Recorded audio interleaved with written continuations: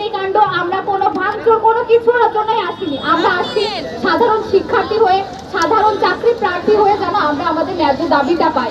কিন্তু এই সরকার, এই ছাত্রলীগ সংগঠন, এই পুলিশ সংগঠন আমাদের বিরুদ্ধে লাঠিচার্জ করেছে।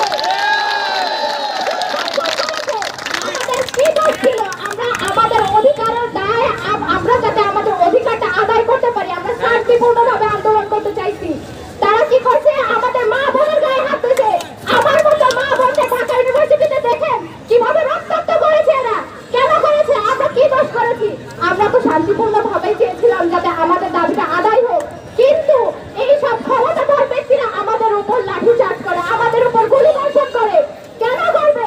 কেন আজকে আমার ভাইরা হাসপাতালে ভর্তি হবে? কেন তারা আজকে আমরা জানি আমাদের মহান মুক্তিযুদ্ধ 1971 সালে লাখো মানুষের রক্তের বিনিময়ে আমরা আমাদের স্বাধীনতা অর্জন করেছি।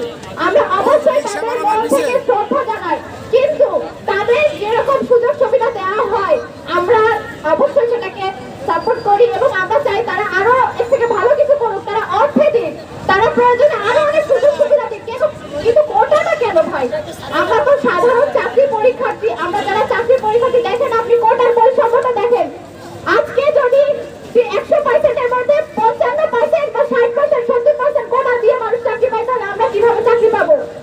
আমরা কিভাবে চাকরি পাবো? আমাদের আদায় তো এটা, যাতে আমরা একটা সমাজতায় আসতে পারি এবং তারা যেন আমাদেরকে আমাদের দাবিটা আদায় আমাদের মেনে নিয়ে আমাদের একটা শান্তিপূর্ণভাবে সমাধান দেয়।